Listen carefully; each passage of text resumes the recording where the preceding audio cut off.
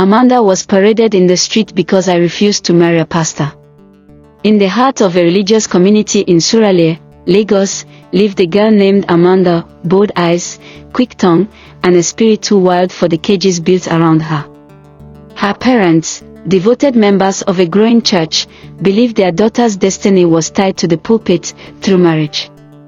At 19, Amanda had dreams. She wanted to be a writer, travel the world, speak at conferences, and start a podcast. But every time she mentioned her dreams, her mother would say, "A woman's covering is her husband, not her ambition." When Pastor Obiora, a 45-year-old widower with 3 children, asked for Amanda's hand in marriage, her parents rejoiced.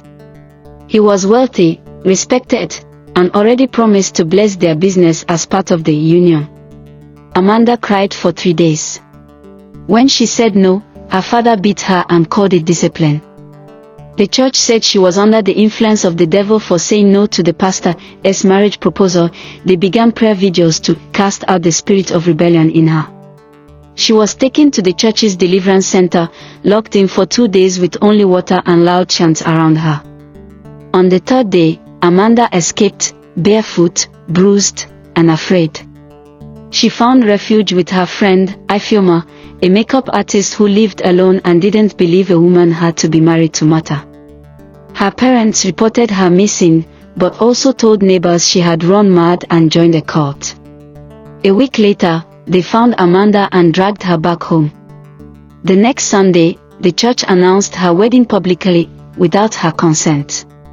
She screamed in the middle of the service, "I will not marry a man I don't love."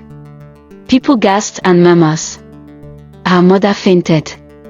Her father stood up, slapped her, and dragged her out of the church.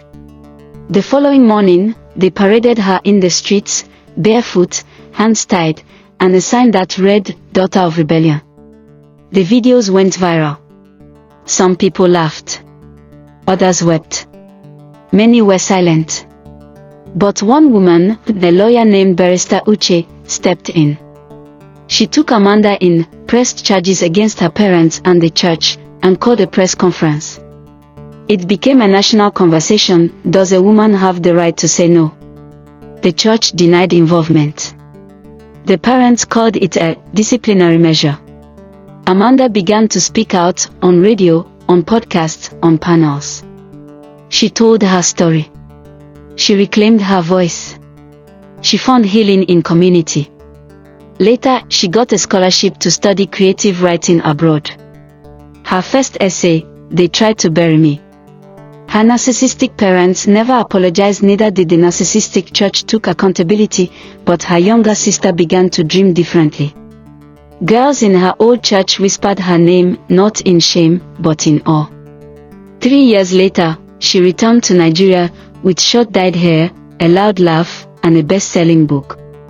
She stood before a crowd of 2,000 people and said, "Freedom isn't rebellion. It's survival.